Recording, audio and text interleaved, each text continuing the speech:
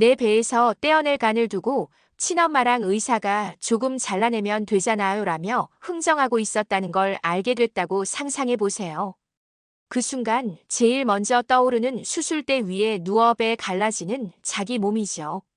지금 나를 살리려는 거야? 아니면 이 집안이 날 통째로 잡아먹으려는 거야? 이 질문이 번개처럼 머릿속을 찍고 지나갑니다. 밤늦은 시간 순이는 좁은 거실에 혼자 앉아 휴대폰을 꼭 쥐고 있었어요. 손가락이 화면 위를 여러 번 맴돌더니 빨갛게 칠해둔 녹음 아이콘을 눌렀습니다. 익숙한 여자 목소리가 방 안을 가르듯 흘러나왔어요. 나는 내 아들 절대 못 잃어. 필요하면 은호배를 열어서라도 살릴 거야. 말투는 낮았는데 내용은 칼날처럼 서늘했어요. 몇 시간 전 성희가 가게에 찾아와 던졌던 그 협박이 고스란히 녹아 있었습니다. 순이는 본능적으로 휴대폰을 끌어안았어요. 마치 이 작은 기계가 딸을 지켜줄 유일한 방패인 것처럼요.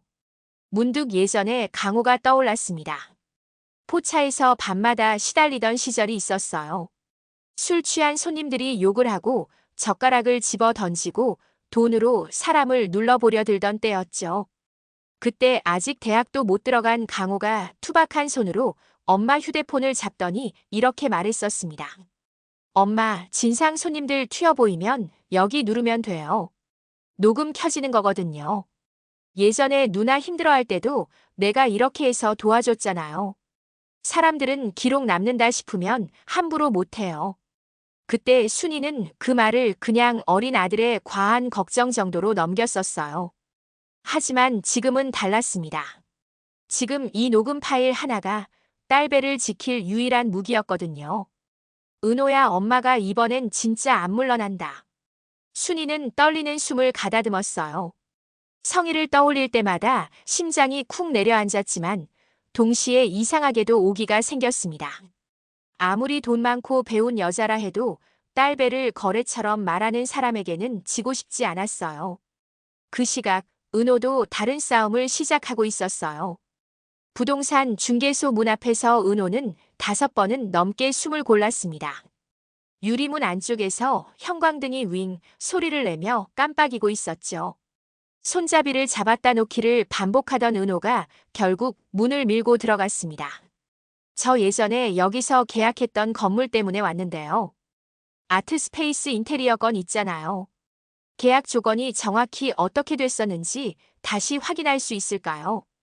중개사는 서류함을 뒤적이다가 파일을 하나 꺼냈어요. 아, 그 갤러리요?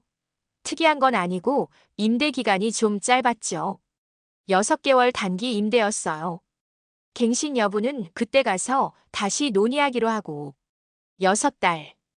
은호 가슴이 툭 내려앉았습니다.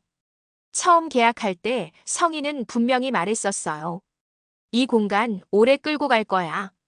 브랜드도 만들고 전시도 연속으로 묶을 거고. 그러니까 인테리어는 튼튼하게 오래 가는 걸로 하자. 그래서 밤을 쪼개면서까지 도면을 고치고 또 고쳤던 거였거든요. 그런데 애초에 계약 기간이 반년이라니요. 처음부터 장기 운영할 생각이 아니었다는 뜻처럼 느껴졌습니다. 단기로요? 그럼 인테리어에 그렇게 크게 투자할 이유가 없었을 텐데요. 은호가 혼잣말처럼 중얼거리자 중개사는 어깨를 으쓱했어요. 요즘 부자들 계획이 따로 있더라고요. 세금, 상속, 재단 이런 문제들. 겉으로 보이는 계약이 전부인 경우가 잘 없죠. 그 말이 귓속에 박힌 채로 은호는 중개소를 나와 한참을 서 있었습니다. 머릿속에서 퍼즐 조각들이 뒤섞이기 시작했어요. 우연히 말을 걸어왔던 그날, 너무 빠르게 흘렀던 디자인 계약, 선뜻 꽂아준 계약금, 그리고 지금 2단기 임대. 설마 진짜 선배 말이 맞았던 걸까? 결국 은호는 휴대폰을 꺼냈습니다. 연락처에서 지역 이름 위에 손가락을 올려두고 있다가 바로 전화를 걸지는 못했어요. 대신 짧은 메시지를 보냈죠. 선배, 잠깐 뵐 수 있을까요? 꼭 여쭤보고 싶은 게 있어요.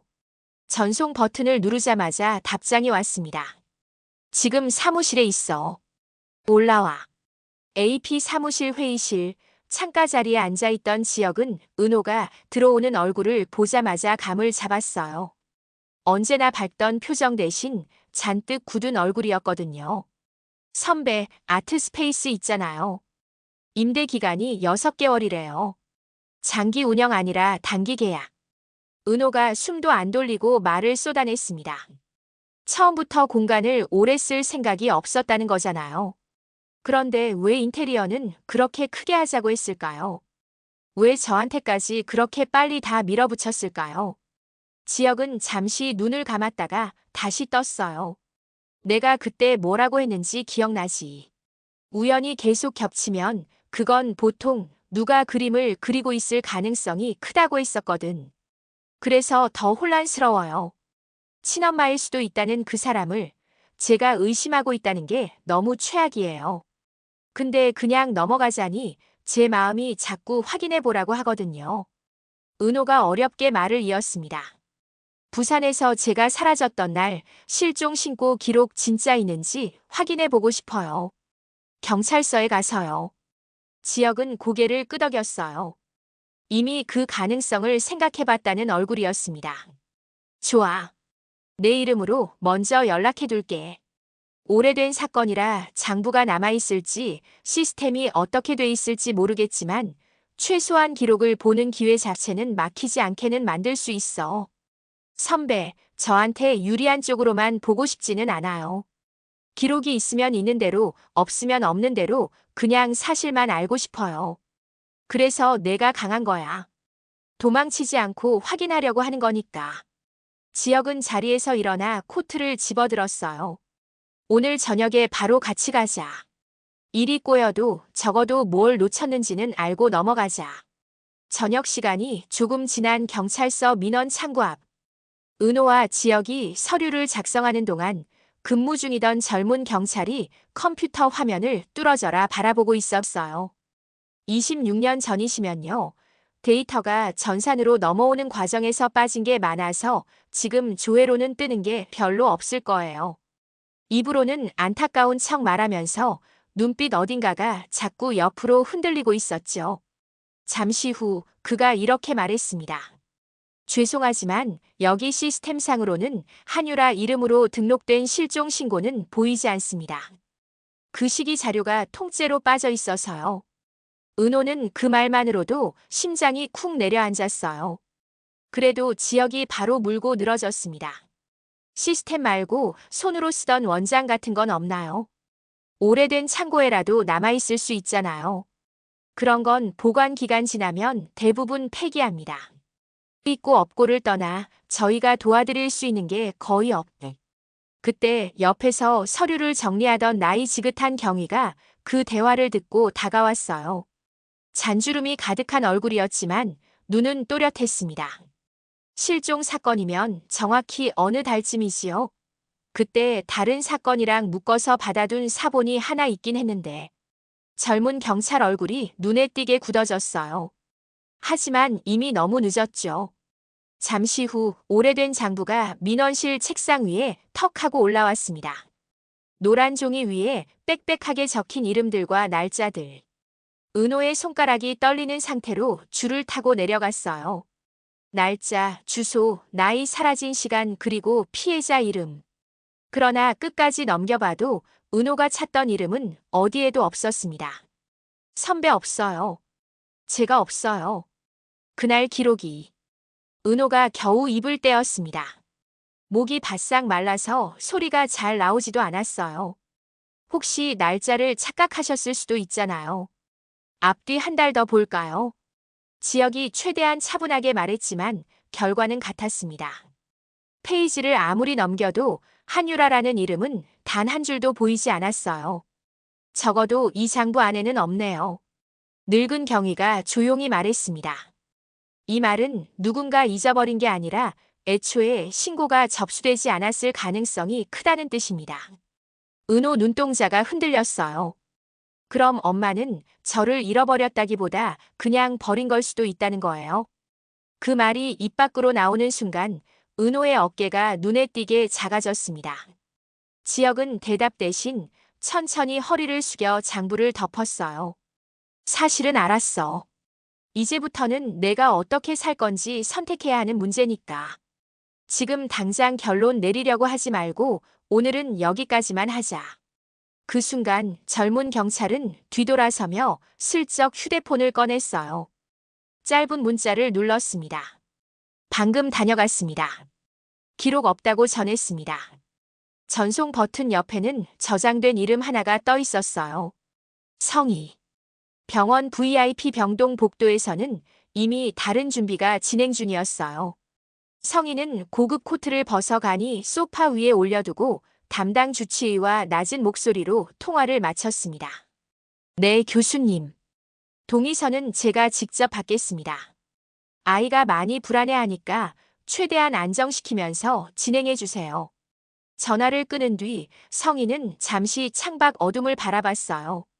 방금 전받은 문자도 머릿속에서 정리하고 있었죠. 실종 신고 기록 없음. 이 한 줄이면 자신이 두려워하던 법적 꼬투리 하나가 사라지는 셈이었습니다. 이제 남은 건 수술만 무사히 끝내게 만드는 거야. 성희는 다시 미소를 정리한 뒤 병실 문을 바라봤어요. 은호에게 보여줄 얼굴은 늘 따뜻하고 부드러운 모양이었으니까요. 수술 하루 전밤 순이는 잠이 오지 않았어요. 가게 문을 닫고 돌아오자마자 녹음 파일을 다시 한번 재생했습니다. 내 아들은 절대 못 잃어. 필요하면 은호배를 열면 되지. 그 아이는 간 한 조각만 떼어내면 여전히 멀쩡하잖아. 너무나 또렷한 목소리. 어느 문장에서도 미안함이나 죄책감은 느껴지지 않았어요. 그래, 이걸 들려줘야겠다. 딸 앞에서 사람들이 있는 데서. 이 여자 말이 얼마나 잔인했는지 숨을 구멍을 없애야 돼. 순이는 결심했습니다. 내일 병원으로 갈 거라고요. 누가 뭐라고 해도 딸 배에 칼 대기 전에 이 녹음을 터뜨릴 생각이었어요. 그리고 문제의 날이 찾아왔습니다. 수술 전 대기실, 옅은 소독약 냄새가 배어있는 병실 안에서 은호는 수술복을 입고 침대 가장자리에 앉아 있었어요. 손등에는 이미 주사 바늘이 꽂혀 있었고 머리맡에는 동의서가 놓여 있었죠. 문이 열리자 성희가 들어왔습니다. 오늘따라 더 수척한 얼굴이었지만 목소리는 여전히 단단했어요. 은호야, 오늘 여기까지 오느라 얼마나 힘들었니? 엄마가 평생 갚아도 못 갚을 거야. 질문 하나만 해도 돼요? 은호가 먼저 말을 꺼냈습니다. 눈빛은 흔들리면서도 어딘가 단단해 보였어요. 부산에서 제가 사라졌던 날 왜 신고 기록이 없을까요? 경찰서에 갔는데 제 이름이 없더라고요. 찰나의 순간 성희의 표정이 굳었다가 곧바로 무너지는 듯한 표정으로 바뀌었어요. 눈물부터 떨어뜨렸죠. 엄마가 그때 정신이 온전했겠니? 아빠 돌아가시고 빚쟁이 붙고 너까지 없어지고 신고서 들고 줄 서 있다가 내가 혹시 시설로 보내질까봐 몸이 굳어서 도장도 못 찍었어. 그게 평생 한이었는데 이제 와서 그걸 따지니. 목소리가 떨렸고 손이 은호 손등으로 올라왔어요. 지금 중요한 건 그때가 아니야. 지금은 내 오빠가 살 수 있느냐 없느냐 그 경계야. 내가 아니라면 살릴 수 없다는 거 너도 알잖아. 그 말에 은호 가슴 한쪽이 또 흔들렸습니다. 머릿속에서는 지혁이 했던 말과 장부에서 비어있던 자신의 이름이 계속 떠올랐는데요. 눈앞에 있는 건 자신을 딸이라고 부르며 울고 있는 엄마 얼굴이었으니까요. 나중에 원망해도 좋아. 지금은 부탁할게. 오빠 좀 살려줘. 성희는 울먹이며 고개를 숙였습니다. 언뜻 보기에는 완벽한 모성의 모습이었어요. 그때 병실 문이 거칠게 열렸습니다. 정신없이 뛰어들어온 사람은 순이었어요. 숨이 턱까지 차올라 한동안 말을 못 이었습니다. 대신 손에 든 휴대폰을 번쩍 들어 올렸죠. 은호야, 이거부터 들어. 성희가 자리에서 벌떡 일어났어요. 여기가 어디라고 막 들어옵니까? 나가주세요. 수술 앞둔 아이 앞에서 이게 무슨. 조용히 있어. 순이 목소리가 덜덜 떨리고 있었지만 눈빛만큼은 매서웠어요. 곧이어 휴대폰에서 낯익은 목소리가 흘러나왔습니다. 내 아들은 무조건 살려야 해. 필요하면 은호배를 갈라서라도. 그 애는 간 조금 잘라내도 살잖아. 대신 우리 아들은 죽으면 끝이야. 빽빽한 침묵이 병실 안을 짓눌렀어요. 간호사가 손에 들고 있던 차트를 떨어뜨릴 정도였죠. 이 목소리, 누구인지는 여기 있는 사람들 다 아시겠죠? 순이가 말했습니다. 며칠 전 제 가게에 오셔서 하신 말씀입니다. 사적 공간도 아니고 직원들이 보는 데서 제 딸을 어떻게 쓸 건지 계산서처럼 읊으셨죠. 그 녹음 불법이에요. 동의 없이 녹음한 건. 성희가 소리쳤지만 이미 늦었어요. 은호 얼굴이 사색이 되어 있었거든요. 엄마 진짜 이런 말 하셨어요? 은호가 겨우 물었습니다. 성희는 곧바로 은호 쪽으로 다가가 손을 잡으려 했어요. 화내는 말투로 한 걸 갖다 붙여놓으면 누구라도 악마처럼 들려. 엄마가 그날 얼마나 무서웠는지 아니? 내 오빠 수치가 계속 떨어진다는 말을 들었단 말이야. 그래도 그런 식으로 말할 수가 있어요. 제 배를 가른다고요. 은호의 시선이 성의 손을 비켜 지나갔습니다. 괜히 잡혔다간 자신의 선택마저 뺏길 것 같았어요. 그 녹음 경찰 가져갈 겁니다. 순이가 눈을 치켜떴어요. 딸간을 조건으로 꺼낸 사람을 그냥 둘 수는 없잖아요. 바로 그때 병실 문 앞에 그림자가 하나 더 드리워졌습니다.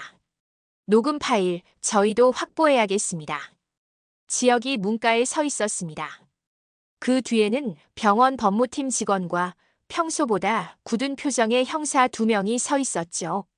고성의 이사장님이 맞으시죠? 환자 가족에게 수술 동의와 대가를 연계해 압박하셨다는 진술과 증거를 확보해서 사실 확인을 위해 동행을 요청드리려고 왔습니다. 뭐라고요? 나보고 범죄자 취급을 하겠다는 거야? 성희가 날카롭게 소리쳤습니다. 나는 내 아들이 죽게 생겨서 살려달라고 빌었을 뿐이야. 이게 왜 죄야? 간 조금 떼어내면 다 살 수 있는 거잖아. 형사가 침착하게 말을 이었어요. 그래서 바로 그 부분을 확인하겠다는 겁니다. 수술 결과와 상관없이 장기 제공에 금전적 지위적 보상이 있었는지, 동의 과정에서 강요나 협박이 있었는지, 병원 측도 이사장님을 사건에서 분리해야 한다고 판단했습니다. 안 가. 이건 가족 문제야. 내가 내 딸한테 부탁 좀 했다고 왜 모두 달려들어? 성희는 은호를 향해 손을 뻗었습니다. 은호야, 얘기해줘. 엄마가 널 얼마나 사랑하는지 내가 알잖아. 엄마가 좀 심했다는 건 사과할게. 그렇다고 엄마를 범죄자로 만들 거야? 은호는 입을 열지 못했습니다. 대신 지역이 앞으로 나섰어요. 지금 필요한 건 조사고 감정 싸움이 아닙니다. 이사장님, 상황 더 나빠지기 전에 같이 가시죠. 결국 성희는 형사들에게 이끌려 병실을 나섰습니다. 복도에서조차 목소리가 높게 울렸어요. 넌 언젠가 후회할 거야, 은호야. 내가 아니면 그 애는 살 수가 없어. 내가 오늘 문서에 사인했으면 우리 모두 행복해질 수 있었어. 문이 닫히자 병실 안에는 깊은 정적만 남았습니다. 그러니까 이제 수술은 안 해도 되는 거죠? 간호사가 조심스럽게 물었습니다. 순이는 반사적으로 고개를 끄덕였어요. 당연히 안 하죠. 누가 우리 딸 배를 열어요. 다 취소해 주세요. 하지만 은호가 그 말을 끊었습니다. 잠깐만요. 저 수술 계속 진행하고 싶어요. 방 안의 공기가 한 번 더 흔들렸어요. 순이와 지역이 동시에 은호를 돌아봤습니다. 은호야, 지금 무슨 소리야? 방금까지 무슨 일이 있었는지 봤잖아. 엄마가 한 말은 평생 용서 못할 것 같아요. 다시는 엄마라고 부르기도 어려울 거고요. 은호가 천천히 말을 이어갔습니다. 근데 그 침대에 누워있던 사람 있잖아요. 그 사람은 제가 아니면 진짜로 죽을 수도 있는 거잖아요. 그 사람은 죄가 없잖아요. 눈가가 벌겋게 부어 있었지만 목소리만큼은 또렷했어요. 오빠가 어떤 사람인지 저는 잘 몰라요. 그래도 만약 재간 한 조각으로 누군가 삶을 다시 시작할 수 있다면 그 선택을 나중에 후회해도 괜찮을 것 같아요. 그건 제가 감당할 몫이니까요. 내가 왜 그 사람까지 책임져? 내가 받은 상처도 아직 감당 못했는데. 순이가 울먹이며 말했습니다. 엄마 마음 아프게 해서 미안해요. 그래도 이건 제 선택이었으면 좋겠어요. 누가 시켜서가 아니라 제가 스스로 결정했다고 기억하고 싶어요. 지역도 난감한 표정이었습니다. 의학적으로는 가능해. 검사 결과도 나왔고 수술 준비도 거의 끝났고. 다만 너 마음이 준비가 안 된 상태라면 이걸 강행하는 게 맞는지 나는 끝까지 고민될 거야. 그러니까요. 선배가 제 마음 믿어주세요. 저 도망치는 거 싫어요. 엄마 때문에 상처받았다고 해서 그 사람까지 포기하고 싶진 않아요. 결국 수술은 예정대로 진행하기로 결정됐습니다. 단 모든 서류에는 병원과 법무팀이 다시 한번 절차를 확인했고 성인은 더 이상 어떤 과정에도 끼어들 수 없게 됐어요. 몇 시간 뒤 수술실 앞 대기 공간. 수술복을 다시 정돈한 은호가 의자에 앉아 숨을 고르고 있었습니다. 양옆에는 순이와 지혁이 나란히 서 있었어요. 지은호님, 이제 들어가시면 됩니다. 간호사의 부름에 은호가 천천히 일어섰습니다. 그때 주치의가 새하얀 얼굴로 복도를 뛰어왔어요. 큰일 났습니다. 수혜자분이 병실에서 사라지셨습니다. 네. 세 사람이 동시에 되물었어요. 조금 전까지 복도 끝 의자에 앉아 계셨다고 합니다. 전체동의 과정이 어떻게 흘러가는지 다 들으신 것 같아요. 그런데 잠깐 사이에 사라지셨어요. 휴대폰도 소지품도 병실에 그대로 두고 나가셨고요. 어디로 간 건지 CCTV는요. 지금까지 확인된 건 뒷문 쪽으로 나가는 장면까지입니다. 이후 흔적이 없습니다. 은호는 한순간 그대로 굳어버렸어요. 머릿속에 한 가지 생각만 맴돌았죠. 다 들었구나. 엄마가 날 어떻게 이용하려고 했는지, 내가 그래도 수술하겠다고 마음먹은 것까지 전부. 환자분이 병실에 남긴 게 하나 있습니다. 주치의가 봉투 하나를 내밀었습니다. 하얀 봉투 겉면에는 서툰 필체로 짧은 문장이 적혀 있었어요. 지은호에게. 은호 손이 떨렸습니다. 봉투를 열자 한 장짜리 편지가 나왔어요. 줄마다 눌러 쓴 글씨들. 몇 번이나 지웠다 다시 쓴 흔적이 남아 있었죠. 은호는 깊게 숨을 들이마신 뒤 소리내서 읽기 시작했습니다. 은호야. 아니, 동생이라고 부르는 게 맞겠지. 복도에서 다 들었어. 너를 어떻게 쓰려고 했는지, 그 사람이 어떤 말을 했는지, 그리고 내가 그럼에도 수술하겠다고 한 것까지. 글씨가 살짝 번져 있었어요. 편지를 쓰는 동안 눈물이 떨어졌다는 걸 한눈에 알 수 있었죠. 솔직히 말하면 처음에는 솔깃했어. 간만 받으면 난 다시 살 수 있고 엄마가 말하던 후계자 자리도 지킬 수 있을 것 같았거든. 근데 방금 내 엄마가 들고 온 녹음을 들으면서 알았어. 내가 살기 위해서 네 배를 연다는 게 어떤 의미인지. 그게 단순한 수술이 아니라 내 인생 전체에 상처를 새기는 일이라는 걸. 순이가 그 말을 듣고 입을 틀어막았습니다. 눈물방울이 뚝뚝 떨어졌어요. 언젠가 알게 됐어. 우리가 첫 만남이 아니었다는 거. 급식실에서 쏟아진 쟁반 주워주던 애, 체육 시간에 다친 나를 보건실까지 데려가 주던 애, 이유 없이 내 옆자리에 앉아서 같이 웃어주던 애. 이상하게 잘 맞는다고만 생각했는데 지금 생각하면 그게 피 닮은 사이라는 증거였는지도 모르겠어.